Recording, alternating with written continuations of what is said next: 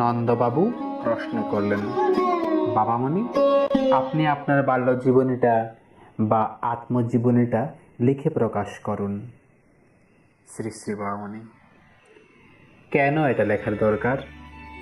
নন্দবাবু, তাহলে ওই জীবনী পড়ে আপনার জীবনের নানা ঘটনা জেনে আমরা সকলে অনেক অনুপ্রেরণা পাব, এই জন্য। শ্রী শ্রী বাবামণি, ও, অনুপ্রেরণা এর জন্য? তাহলে জেনে রাখো, ছোটবেলায় আমি অতি সাধারণ একটি ছেলে ছিলাম।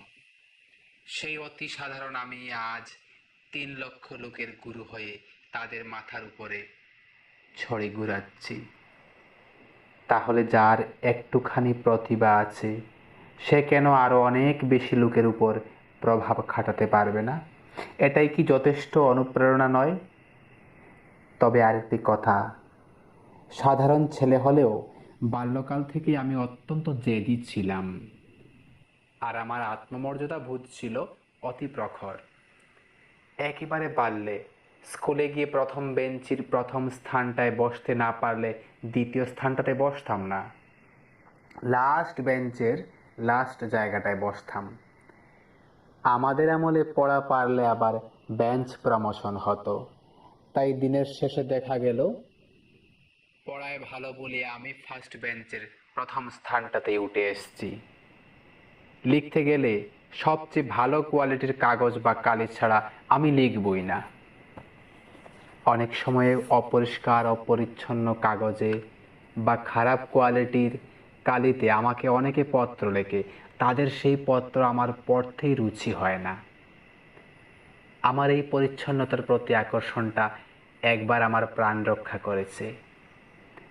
একবার এক ভক্ত মহিলা 1 গ্লাস দুধ নিয়ে এসে সর্বসম্মুখেই আমার কাছে এসে কাকুতি মিনতি করতে লাগলো, এটা ওর বাড়ির গরুর খাঁটি দুধ, আমি যেন অতি অবশ্যই গ্রহণ করি। গ্লাসটা হাতে নিয়ে আমি লক্ষ্য করলাম একটা খুব ছোট কালো বিন্দুর মতো কিছু, যেটা খালি চোখে প্রায় দেখা যায় না, দুধটার মধ্যে দেখতে পাওয়া যাচ্ছে। একেবারে 16 আনা পরিচ্ছন্ন না হলে আমি তো কিছু গ্রহণ করি না। গ্লাসটা হাতে নিয়ে মেঝের মধ্যে একটু দুধ ঢেলে দিয়ে ফেললাম। আশ্চর্য, কোথা থেকে একটা বিড়াল এসে এটাতে মুখ দিতেই মৃত্যুর মুখে ঢলে পড়ল। পরিচ্ছন্নতার স্বভাব আমাকে রক্ষা করল। মহিলা ভক্তটিকে ভিড়ের মধ্যে আর খুঁজে পাওয়া গেল না। যে কোনো খাদ্যবস্তুতে এক কোনা দাগ থাকলে আমি সেটা খেতাম না। একেবারে শিশুকাল থেকেই এটা আমার অস্বভাব। আর আত্মমর্যাদা আত্মমর্যাদা বোধ আমার এমন সুতীব্র ছিল যে কারো কাছে কোনো অনুগ্রহ চাওয়ার প্রশ্নই আমার কাছে ছিল একেবারে অবান্তর। আমার মনে হতো ভগবান অন্যের মতো আমাকেও তো 2টি চোখ, 2টি হাত, 2টি পা, 2টি কান, একটি নাক, একটি মাথা করুণা করে প্রদান করেছেন। সুতরাং আমি পৃথিবীতে কারোর তুলনায় কোনো বিষয়ে দ্বিতীয় হব কেন? এখানে একটি কথা উল্লেখ না করে পারছি না। শতাব্দীর বিস্ময় শ্রী শ্রী বাবামণি ত্রিলোক বিস্ময়কর প্রতিভার অধিকারী, বহুমুখী প্রতিভা ছিল ওনার। শ্রী শ্রী বাবামণি আক্ষরিক অর্থে সর্ববিদ্যা বিশারদ।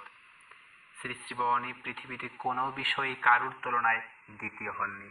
কি হাঁটার স্পিডে, কি কবিতা বা গান রচনায়, কি রাজমিস্ত্রির কাজে, কি ইঞ্জিনিয়ারিং প্রতিভায়, কি পত্র লেখার সংখ্যায় বা গতিতে, কি চিকিৎসা বিদ্যায়, কি কৃষকের কাজে বা কৃষি বিজ্ঞানে, কি করার পদ্ধতি, কি খাদ্যস্থের কাজে, কি মাদক আন্দোলন, কি কি চিত্রবিদ্যায়, কি শারীরিক শক্তিতে, কি মানসিক পরাক্রমে, কি সঙ্গীত প্রতিভায়, কি সাহিত্য রচনায়, কি আসল মুদ্রা প্রদর্শনীতে, কি বাগ্মিতায় ইত্যাদি যাবতীয় বিদ্যায় বা শাস্ত্রে তিনি সর্বত্রই একেবারে এক নম্বর।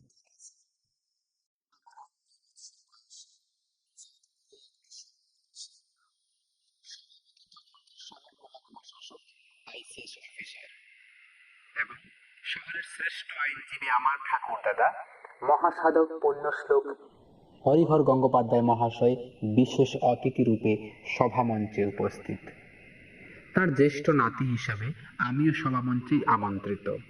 বালক হলেও খুব ভালো বক্তা রূপে শহরে তখনই আমার যশ ছড়িয়েছে।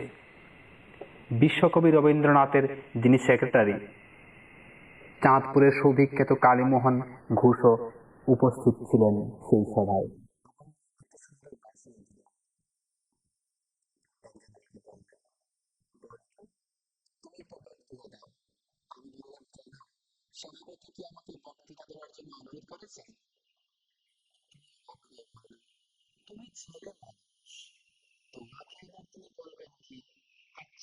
ঠিক আছে, আমি প্রেসিডেন্ট মহোদয়কে বলে দিচ্ছি যাতে তিনি তোমাকে বক্তৃতা দিতে আহ্বান করেন। আমি বললাম, আপনি কেন প্রেসিডেন্টকে অনুরোধ করবেন? আমি কারো অনুগ্রহ চাই না। আমাদের মধ্যে যে এইসব কথাবার্তা হচ্ছে, প্রেসিডেন্টের কানটা তো আমাদের মুখগুলি থেকে বেশি দূরে নয়। তিনি কৌতূহলে হয়ে ব্যাপারটা কি জানতে চাইলেন। তাকে সব জানানো হলো। বলা হলো এই বালকটি খুব ভালো ভাষণ দেয়, তাকে অনুরোধ করাতে এইসব বলছে। তখন তিনি উঠে দাঁড়িয়ে আমাকে বক্তৃতা দেওয়ার জন্য আহ্বান করলেন।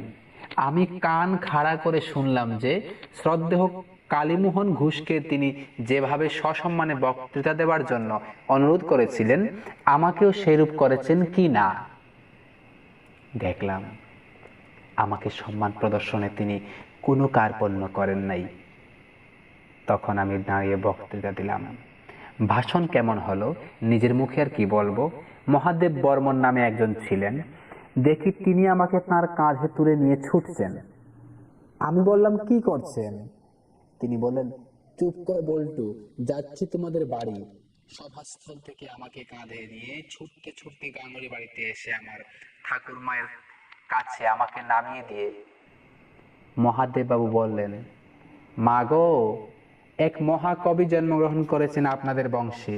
কালীমোহন ঘোষের বক্তৃতাকেও যেন বল্টুর ভাষণ নিষ্প্রভ করে দিল।